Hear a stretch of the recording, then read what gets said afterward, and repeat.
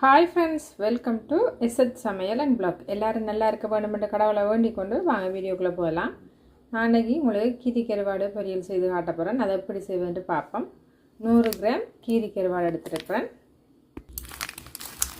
நாங்கள் கருவாடோ மீன் செய்கிற நேரம் தேவையான பொருளை எடுத்து கிட்ட வச்சுட்டு செய்யணும்னு சொன்னால் எல்லா இடத்துலையும் இந்த மணம் மணக்காமல் இருக்கும். இப்போ நான் கருவாடு பொரியல் செய்கிறதுக்கு முதல்ல கருவாடை க்ளீன் பண்ணி எடுக்கப்புறம் கருவாடு தலையோடு தான் இருக்குது.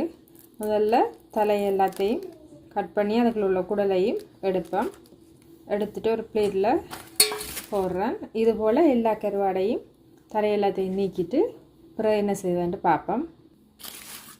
இப்போ நான் எல்லா கருவாடோட தலையையும் எடுத்துட்டேன். இந்தளவு தான் எனக்கு கிடைச்சிருக்கு. இப்போ நான் பேக் போட்டு செய்த படிவாக இதை அப்படியே காபேஜில் போட்டுடலாம். மற்றது எல்லா இடமும் மணமும் இல்லாமல் இருக்கும். இதில் இப்போ சுடுதண்ணியை ஊற்றி வச்சுருக்கிறேன். ஒரு 10 நிமிஷம் சுடுதண்ணியில் ஊறட்டும். நாங்கள் சுடுதண்ணியை ஊற வச்சு செய்கிறதால ஏப்பம் வர்ற நேரம் அந்த கருவாட்டு மணம் வராமல் இருக்கும். மற்ற சிலருக்கு கருவாடு சாப்பிட்டா நெஞ்சரிக்கும். அப்படியான பிரச்சனைகள் இல்லாமல் இருக்கும் சுடுதண்ணியில் செய்கிற நேரம். மற்றது உப்பு கூடின கருவாடாக இருந்தால் உப்பும் எங்களுக்கு அளவான உப்பாக இருக்கும். இப்போ ஒரு 10 நிமிஷம் இந்த சுடுதண்ணியில் ஊறட்டும். அடுப்பில் சட்டி வச்சுருக்கிறேன். சட்டி சூடாயினதுக்கு பிறகு தேவையான அளவு ஆயில் ஆட் பண்ணுறேன். நான் ஒரு 1.5 டேபிள் ஸ்பூன் அளவுக்கு ஆட் பண்ணியிருக்கிறேன். எண்ணெய் இப்போ நல்லா சூடாகிட்டு கருவாடை நல்லா கழுவி எடுத்துருக்கிறேன். ஒரு 4-5 தண்ணியை கழுவி எடுக்கணும். ஏன்னா இந்த கருவாட்டில் கொஞ்சம் மண் தன்மையாக இருந்தது. அதால் 4-5 தண்ணியை கழுவி எடுத்துருக்கிறேன். கருவாடு இருக்கா மிக்ஸ் பண்ணி விடுவேன்.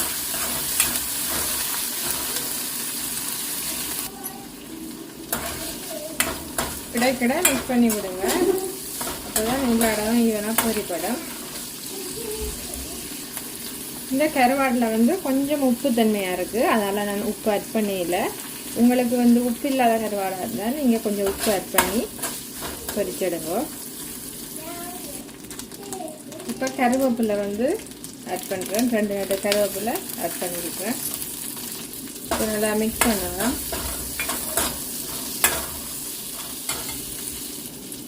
ஒரு பச்சை மிளகாய் ஆட் பண்ணுறேன். இந்த பச்சை மிளகாய் சரியான காரம், அதால் 1 ஆட் பண்ணுறேன்.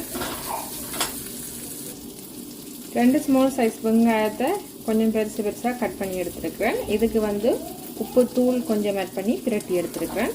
இப்போ இந்த வெங்காயத்தையும் ஆட் பண்ணுறேன். ஆட் பண்ணி மிக்ஸ் பண்ணி விடுவேன். கருவாடு ஒரு 70% புரிஞ்சது பிறகு தான் வெங்காயம் ஆட் பண்ணுவாங்க. நல்லா மிக்ஸ் பண்ணவா. ஆறுக்கெல்லாம் இந்த கருவாட்டுக்குள்ளே போடுற வெங்காயம் பிடிக்காமட்டு கமெண்ட் பண்ணுங்க. அந்த வெங்காயத்தோடைய ஒரு உப்பு சோறு சாப்பிடலாம். அவ்வளோ ருசியாக இருக்கும். கருவாடு பிடிச்சவங்களுக்கு, கருவாடை பிடிச்சவங்களுக்கு இந்த ரெசிபி பிடிக்காது. கருவாடு யாருக்கெல்லாம் பிடிக்குமோ அவங்களுக்கு இதை பார்த்தாலே நான் வரும். இந்த வெங்காயம் நல்லா வதங்கக்கூடாது, க்ரன்ச்சியாக இருக்கணும். அப்போ தான் நல்ல ருசியாக இருக்கும்.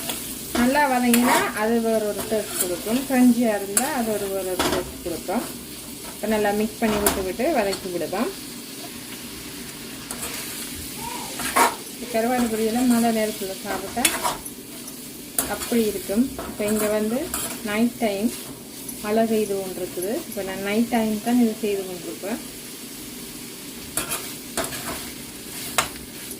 புட்டோட சாப்பிட நல்லா ருசியாக இருக்கும், வேறு லெவலாக இருக்கும். புட்டு மட்டும் இல்லை, ஒயிட் ரைஸோட ரசம் வச்சு இந்த கருவாடு பொரியலோட சாப்பிட சும்மா சொல்லி வேலை இல்லை, அப்படி ருசியாக இருக்கும்.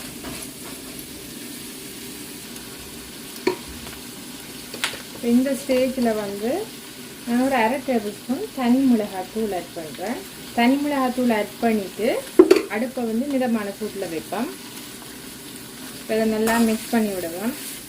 நாங்கள் ஆல்ரெடி மிளகாத்தூள் ஆட் பண்ணியிருந்தோம்னா அது கரிஞ்சி போய் கருவாடோட ருசியே கெடுத்துடும். இறக்குற டைமில் நாங்கள் மிளகாத்தூள் ஆட் பண்ணினோம்னா அது அந்த சூட்டுக்கு முருகி நல்ல ஒரு ஃப்ளேவராகவும் இருக்கும், கலர்ஃபுல்லாகவும் இருக்கும். கருவாட்டு பொரியலும் நல்ல டேஸ்ட்டாக இருக்கும். உங்களுக்கு வெங்காயம் ஆட் பண்ண விருப்பம் இல்லைன்னா நீங்கள் வெங்காயத்தை ஸ்கிப் பண்ணலாம். இப்போ நல்லா மிக்ஸ் பண்ணியாச்சு. ஒரு 5 நிமிஷம் மிதமான சூட்டில் அந்த தூளோட மனம் அடங்கும் வரையும் வதங்கட்டும். தெருவே மணக்கக்கூடிய சுவையான கருவாட்டு பொரியல் வந்து ரெடி. மழை காலம் மட்டுமில்லை, ஓல் சீசனுக்கும் கருவாட்டு பொரியல் பிடிச்சவங்களுக்கு இது ரொம்ப பிடிக்கும். இதுபோல் ஒரு முறை நீங்களும் செய்து பாருங்கள். செய்து பார்த்து எப்படி இருந்ததுன்ட்டு கமெண்ட்ஸ் பண்ணுங்கள். இது வரைக்கும் என்னோட வீடியோவை பொறுமையாக பார்த்து எனக்கு கமெண்ட்ஸ் பண்ணி ஆதரவு தர அனைத்து நல்ல உள்ளங்களுக்கும் ரொம்ப ரொம்ப நன்றிகள். இன்னும் ஒரு இன்ட்ரெஸ்டான வீடியோவில் நான் உங்களை சந்திக்கிறேன். அது வரைக்கும் பாய்.